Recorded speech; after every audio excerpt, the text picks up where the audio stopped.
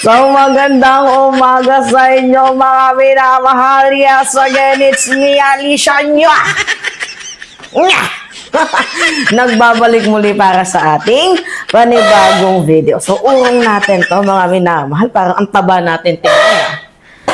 Kaya, at least lumulusog tayo. Nagiging healthy, mas nagiging masaya. So, by the way, bago natin simulan itong napakaganda, diba? Fresh from the farm. Fresh from ano ba yon? Fresh from the beginning. Oo, kasi syempre, beginning natin tong 2026 na to. Dapat, stay fresh, stay healthy, stay unbothered. Diba? Kagaya ng ginagawa ngayon, oo. Literal na unbothered eh. So, pag-usapan natin tong unbothered na si Senator Bongo. Aray mo! So, ngayon nga po mga minamahal, nagsalita ang isang political analyst. Yeah. Diba? Itong political analyst na to talagang nakakahanga eh. Best friend to ni former Senator Antonio Trillanes, baka binulungan. Men, susunod na si Bongo. Baka siya na yung susunod na magtago. Ito namang political analyst na to, syempre alam naman natin na may basihan. Dahil unang-una, itong si Senator Bongo, alam naman natin, di ba mga minamahal na kinasuhan din ng plunder, di ba? Sa 15 billion frigate ni former Senator Antonio Trillanes. And also, yung sa CLTG Builders Company, di ba? Talagang kinasuhan din siya, sinampahan siya ni former Senator Antonio Trillanes, di ba? Pero wala silang maikaso kay Trillanes, hanggang doon lang sila sa libel. So, ibig sabihin, si Trillanes talaga, yung totoong nagmamahal sa ating bayan, gusto niya ng accountability, gusto niya ng transparency. Alright, sige. At the end of the day, na kay Trillanes pa din ang huling halakhak.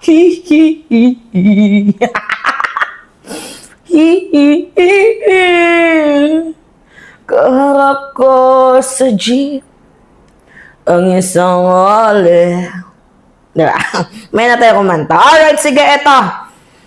Ito yung plot twist ata na mangyayari ngayong 2026. Siguro naman, Senator Bongo, lahat ng okasyon, lahat ng celebration, lahat ng masasarap na pagkain, diba? Mga events, puntahan mo na. Kung sa pagkain, kainin mo na. Baka ito na yung huli. Last mo na to.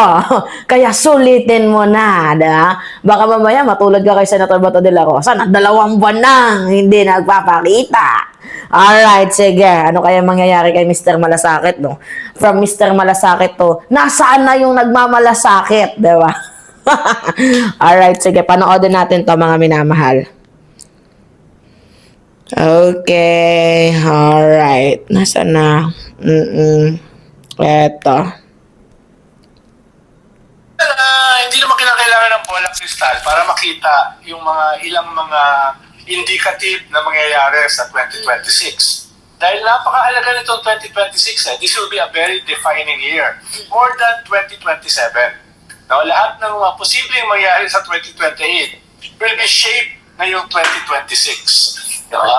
Halimbawa, yung ekonomiya, yung backdrop, yung objective sitwasyon natin, mukhang lahat naman nag-agree na below target yung ating economic development sa 2026 because of different factors, inflation, low investment, at saka itong corruption scandal natin, yung government spending, tapos itong pahina na peso, global situation, etc. etc.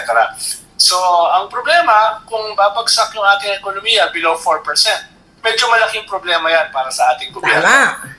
Ikalawa, mukhang itong political battles ay mag-i-scale up sa 2026. Halimbawa, ay may isasampa uling impeachment case laban kay Vice President Sara Duterte. Actually, meron.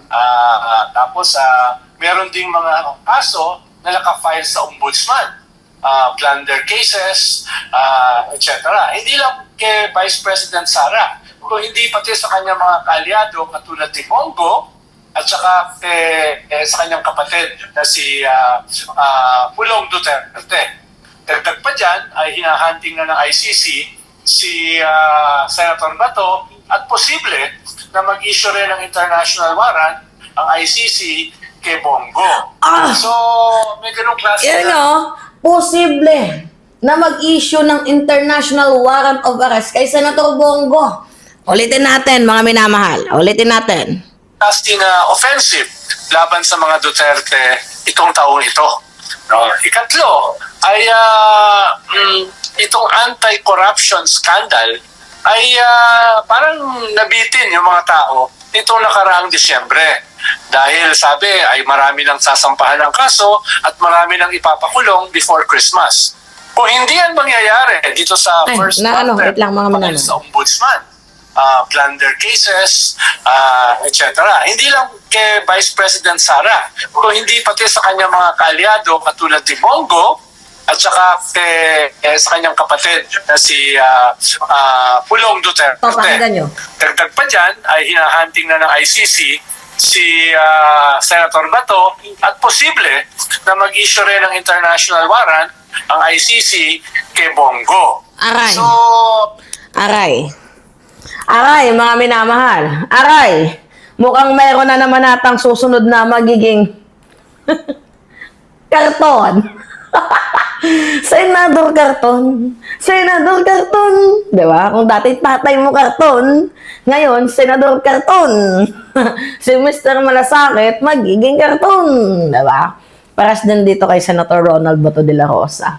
Ang bato naging marshmallow, mga minamahal. So, anyway, alam ko din naman na alam ninyo kung bakit kasama sa usapin ng International Criminal Court itong si Senator Bongo, kung bakit siya, hahabulin din ng ICC. Alam naman natin na itong si Senator Bongo, mga minamahal, abay malapit, 'di ba? Best friend ba, sa madaling sabi, ni former President Duterte.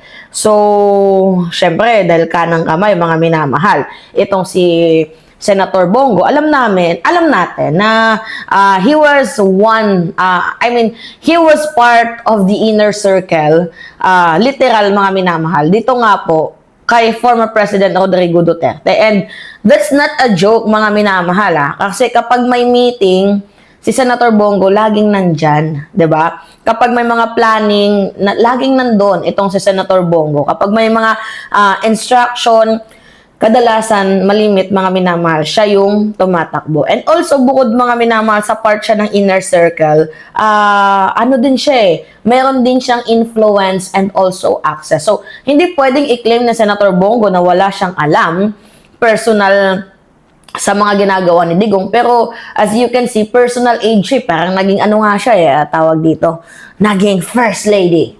'Di ba? Ni former President Duterte. So, nakakapagtaka na sasabihin mo na wala kang alam.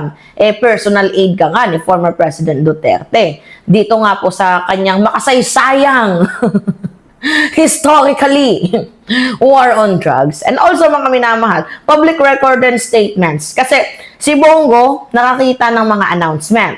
'Di ba? Nakakita siya ng mga briefings, operation, and update sa drug war campaign ni former President Duterte. So, we all know na meron siyang public record and statement. So, hindi natin sinasabi, 'di ba, mga minamahal, na itong si Senator Bongo ay guilty na agad. Pero hindi natin sinasabi na convicted siya or inosente itong si Senator Bongo. Pero malinaw yung narrative natin dito na there is a possibility na hainan ng warrant of arrest itong si Senator Bongo. So, merong tatlong dahilan, mga minamahal, yung mga analyst, kung bakit nila sinasabi na posible siyang mahainan ng warrant of arrest. Unang-una, yung command responsibility theories. Kasi, diba ganito, kung ikaw ay bahagi ng isang chain na nag-execute, diba, which is yung war on drugs, bahagi ka, nagmamanage ka, nag-a-allowed ka ng operation, pwedeng tingnan yon ng International Criminal Court.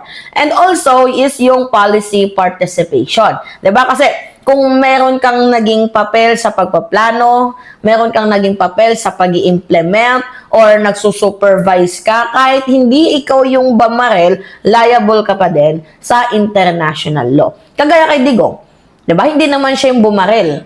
Mga pulis naman yung bumarel. Pero the way na siya yung nag-utos, tapos si Bato yung nagpa-implement, diba? So, saklaw siya ng international law. And also, lastly, mga minamahal, yung patterns of operation, 'di ba? Hindi lamang to isolated incidents, mga minamahal. Itong drug war killings na to. Ito po ay isang documented and well-reported mula sa Amnesty International, sa Human Rights Watch, sa United Nations reports, and Philippine local records. So, kapag hindi, 'di ba, mga minamahal, nakapagbigay ng hustisya ang isang bansa, syempre diyan na sa atin pumapasok ang ICC. At kaya nga tayo lumapit dito nga po, mga minamahal, sa International Criminal Court, dahil hindi natin nakuha yung justice na dapat para sa atin. So, 'di ba?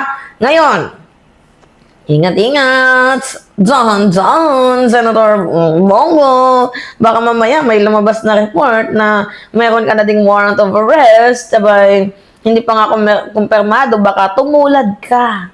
Dito nga po kay mga minamahal, kay Senator Bato, na ang bilis naman ng response sa pagtatago, 'di ba?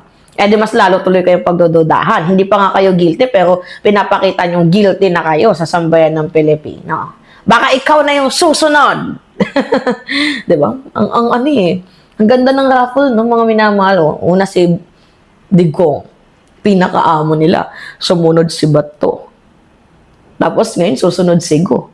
Si Albayalde. Ay, dami pa. Very exciting. Pero anyway, habang hindi ka pa hinuhuli, inom muna tayo. Habang hindi ka pa hinuhuli, habang malaya ka pa, sabi ko nga sa inyo, lahat ng masarap kainin, kainin mo na. I-enjoy mo na yan. Bawat araw mo, yung pagiging public servant mo, maging Mr. Malasakit ka na, gampanan mo na. Lahat-lahat, oo. Diba? Kung pwedeng wag ka nang matulog, wag ka nang matulog. Oh. Enjoy mo yung pagiging senador.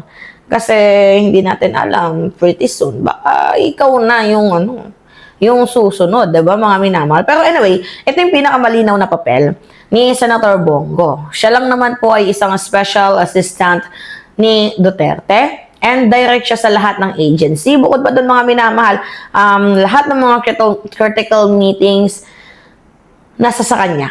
Hawak niya lahat yun, mga minamahal. And siya din yung fixer ng mga instructor, and siya lang din naman ang isang trusted na executor ni former President Duterte. So, hindi lamang siya simpleng personal aid, mga minamahal. Hindi lang siya simpleng tagabigay ng kape, kundi isa siya sa merong kalabit ng kapangyarihan noong panahon ni former President Duterte. Kaya, hindi mo pwedeng sabihin na invisible ka sa lahat ng yun. Meron kang liability. So, ngayon, kung matutuloy, mga minamahal, ang International Criminal Court warrant, so, unang-una, syempre, magkakaroon ng malaking dago. Diba? Kasi magkakagulo na naman yung mga DDS. Nasaan na yung senador namin?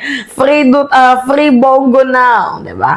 And I think, syempre, kapag nagkaroon ng warrant of arrest yan, nahuli yan. Siyempre, magkakaroon na naman yan, mga minamahal, ng major humiliation. Diba? Dito sa Duterte camp, na parang, sinasaka kami, political persecution to. And ito na din, I think, yung magiging cause kung bakit magiging mas triggered ang mga DDS. Pero madami din namang mga magagandang factor. Dahil unang-una, makakamit natin ang hustisya, which is yan yung hinihingi natin. Diba? So, ito yung political war na inaabangan nating lahat, mga minamahal, pagdating ng 2026 onward. So, meaning, mga minamahal, politics just got bloodier. Diba? So, tingnan natin kung ano pa yung mga paninirang ilalabas nila, mga sekretong ipuputakte nila, diba? Wala na yung bangag-bangag, wala na, tapos na, diba? Mga minamahal. Anyway, it's me again, Alicia nyo. Nagbabalik muli para sa ating panibagong video. Maraming salamat at ingat, mga kababayan!